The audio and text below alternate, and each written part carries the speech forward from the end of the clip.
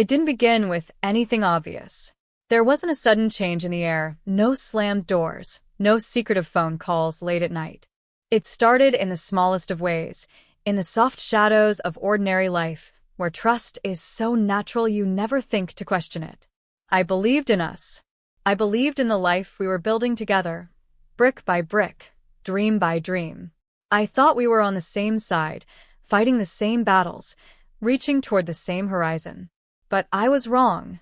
At first, it was just numbers that didn't quite add up, receipts tucked away a little too quickly, explanations that came too smooth, too rehearsed. Oh, that charge? Just groceries. That withdrawal? An emergency bill. The kind of things you dismiss because love tells you to trust, and trust tells you to silence the doubt. I wanted to believe, so I did. Every time. Until belief became the cage I lived in. The truth didn't crash down all at once. It bled slowly into my world, seeping into cracks I didn't even know were there.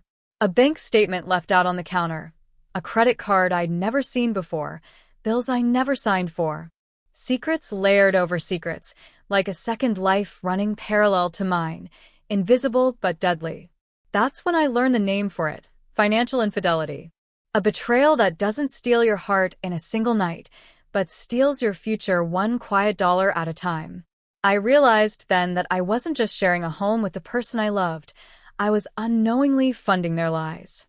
Vacations I never went on. Purchases I never agreed to. Plans that looked like ours but were really just theirs.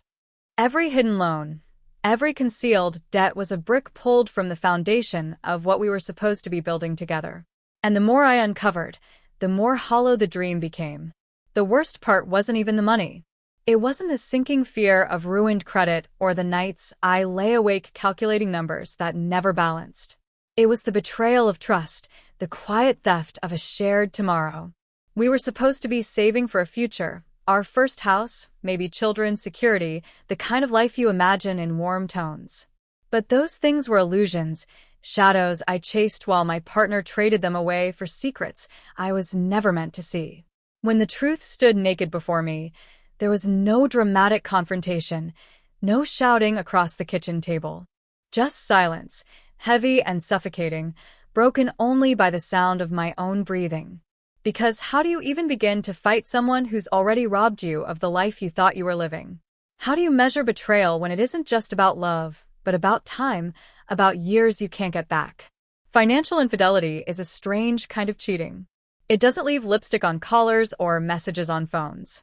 It leaves emptiness where plans should be, debt where dreams should stand, and suspicion where trust once lived. It teaches you that betrayal doesn't always come with another person's name attached.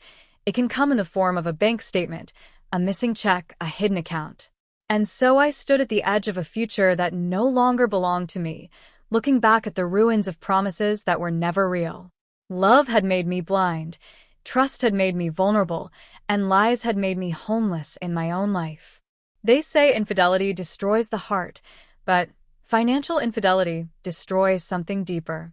It cheats you not just out of love, but out of the life you were supposed to live, the one you built in your head every time you said, "we" instead of "me." And when it's gone, you're left holding nothing but the pieces of a future that never was. The thing about financial betrayal is that it doesn't scream at you, it whispers. It weaves itself into the background of life so skillfully that you don't notice until it's already stolen years from you. Looking back now, I see the signs I ignored, the questions I should have asked. But love makes you complicit. It teaches you to trust first and doubt later. There were evenings when I'd sit at the kitchen table, pencil in hand, trying to make the numbers work. The paychecks were steady, the bills predictable, yet somehow, the money slipped through our fingers like water. When I asked, there was always a story, always a reason. And I wanted so badly to believe those reasons, because the alternative was too frightening to face. To admit something was wrong would mean admitting the life I'd built was already cracking. The cracks widened in ways that seemed almost invisible at first. A vacation fund we never touched. A savings account that seemed to vanish without warning. I told myself it was bad luck, a string of emergencies, life being unfair. What I didn't know was that while I was scrimping, saving, and sacrificing for our future, my partner was draining it away into secrets I wasn't meant to discover. The day the truth came into focus, it wasn't through shouting or confession. It was through a letter in the mail, an envelope addressed to them. But curiosity and a gnawing unease made me open it. Inside was a credit statement with a balance, so high it made my chest tighten. There were charges I couldn't even comprehend. Hotels, luxury purchases, things I didn't own, places I hadn't been. In that moment, it was as if the ground opened beneath me. I confronted them with the paper in hand, my voice trembling. They didn't deny it. They didn't even look surprised. Instead, they shrugged it off with a practiced ease, as though deception had become second nature. "I didn't tell you, because I knew you'd overreact," they said. As if betrayal was my fault. As if hiding the truth was somehow mercy. That night, sleep eluded me.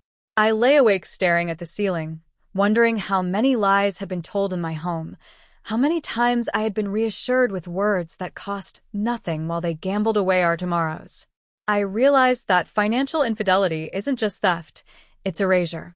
It erases trust, it erases partnership, and most of all, it erases the future you thought you were building.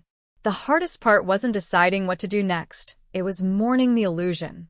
Mourning the life I thought I had, the person I thought I loved, the dreams I thought were ours.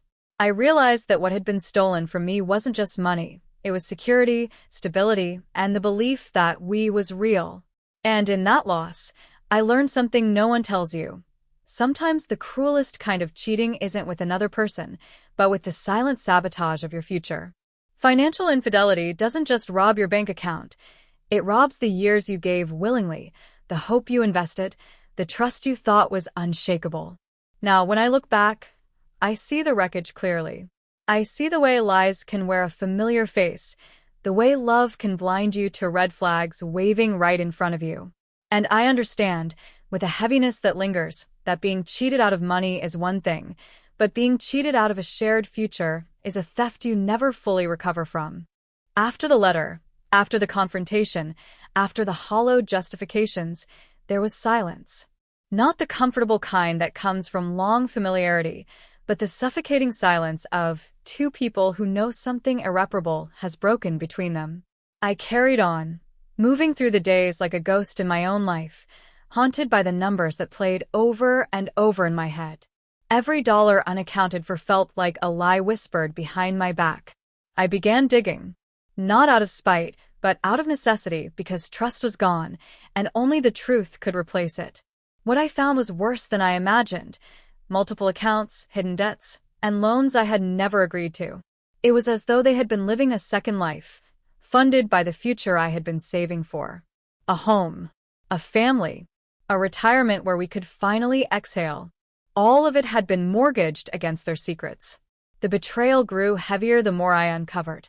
Every receipt I unfolded felt like a piece of my own naivety being peeled away. I remembered the nights I'd skipped little luxuries, new clothes, dinners out, because we were saving. I remembered packing leftovers for lunch while, all along, my sacrifice was fueling their indulgence. That realization gutted me. It wasn't just about money, it was about the years of effort, the choices I made, the dreams I gave up in the name of us. When the anger finally came, it was sharp and unrelenting. I looked at them and saw not my partner, but a stranger. Someone capable of smiling at me while quietly dismantling our future. There is a cruelty in that kind of deception, one that feels colder than any physical affair. Because a stolen kiss or a hidden affair is betrayal of the heart, but this was betrayal of the very ground beneath me, the life we were supposed to step into together. The breaking point wasn't a fight. It was the morning I looked at them and felt nothing. No anger, no grief, no hope. Just emptiness. That's when I knew something had died that couldn't be resurrected. Love might survive mistakes, it might survive hardship, but it cannot survive the theft of a shared future. Leaving wasn't dramatic. There were no screaming matches, no final ultimatums. I packed quietly, as though I was moving out of a dream I had overstayed. I signed the papers, closed the accounts, and walked away carrying only what was mine. What surprised me most was the lightness that came with it. Not joy, not yet, but the faintest trace of freedom, like air seeping through a long-sealed window. In the months that followed, rebuilding wasn't easy. The debts didn't vanish, the scars didn't fade overnight. But for the first time in years, the numbers on the page were mine. Honest if small, real if modest. And with every paycheck, every saved dollar, I was no longer investing in someone else's secrets. I was investing in myself. The lesson stayed with me like a shadow. Love without transparency is no love at all. Partnership without honesty is a prison. Financial infidelity had robbed me of the future I thought I had, but it had also forced me to build a new one, this time with my eyes open, my boundaries firm, and my trust guarded like treasure. Because the truth is this: money can be earned again, but years cannot. And when someone cheats you out of a future, the only way forward is to build a new one, brick by brick, alone if necessary, but honest to the core.